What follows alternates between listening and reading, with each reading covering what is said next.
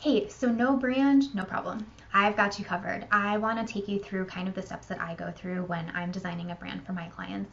And this is how I suggest you start moving forward. If you don't have anything and you just need to get launched right away, I suggest doing this because it's very cost effective. It is something that will make sure that you have all the legal rights to use everything that you're going to use, so you can trademark it if you want to, and it sets a really good foundation for you going forward. So when you're able and ready to invest in a brand designer, you'll have all the foundations set and you won't have to start from scratch or rework something. So this is kind of what I suggest you do. The first thing is actually spending a lot of time reflecting on dreaming for your personal business. I find the clients that are most successful have really narrowed down who they want to serve and how they want to serve them, what pain points that they're solving, and then how they want to do business. So what's their mission? What is your vision for your business? And then what are the values of your business? For me, I really enjoy educating clients. Like, that's huge for me, and collaborating with my clients. And then I want to make sure that I'm doing everything ethically. And so that's making sure that all the people whose property, like intellectual property and products that I'm using, they're getting paid. So that means the fonts are paid for, the images are paid for, or that I have the free rights to use them.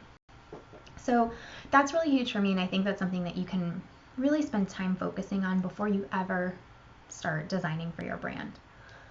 When you're ready and kind of when you have in mind those core values for your own business and you start knowing who your ideal client is, we're going to balance that and we're going to create a brand from there.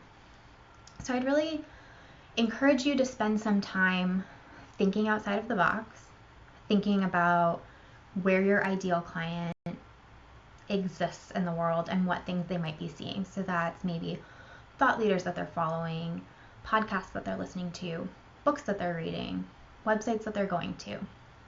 You can kind of see the space of where your ideal client is hanging out. And then you can start picking images or even following stores, businesses. They don't have to be specific to your market or to your niche. You can start looking at what else is out there that resonates with you and is true to how you want to do business and your core values. You can kind of start creating a mood board of all of that together. And I think that when you start creating a mood board like that, you'll start to see different themes. And so that's what I look for when I'm designing a brand for a client. So those themes might be certain imagery type, like maybe it's nature and outdoor scenery. It might be certain colors that you see like flowing through, both what you're drawn to and resonates with the core of your business and what is resonating with your ideal client. And then you can start to pick up on those themes and pull those out. And so kind of once you have that set and you have a mood board that seems to feel good for you and to feel good for your ideal client, I'd recommend then spending some time looking at fonts.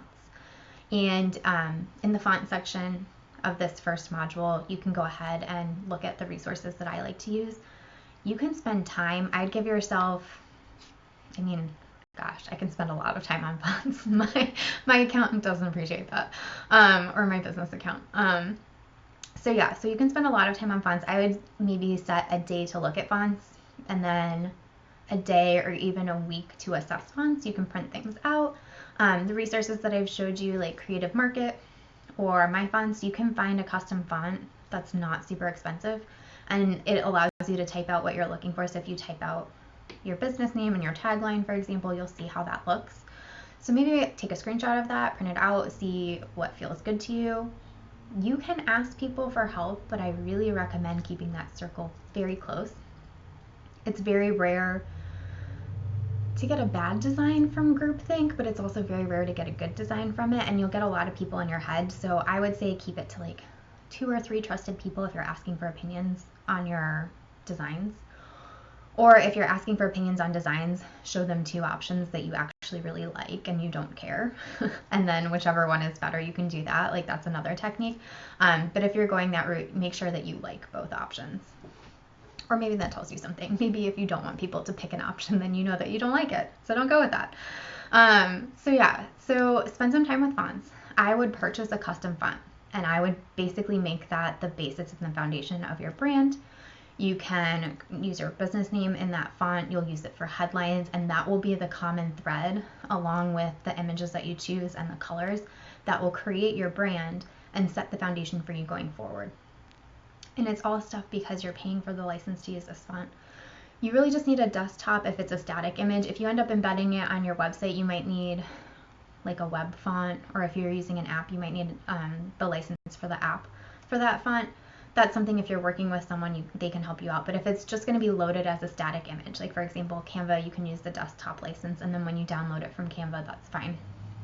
Then you'll just need the desktop license. Once you've decided on that mood board, on that font, then I would have you pull images that are either from the mood board or match the mood board. So again, like those themes, are you seeing a lot of nature and scenery? Are you seeing a lot of industrial images? Is it a lot of like people working on the computers? Is it no people? Start pulling those images again from resources that you already are paying for, is Canva. And then if you need Unsplash or Pexels free resources, or if you have a stock photography site that you've subscribed to, go ahead and use that.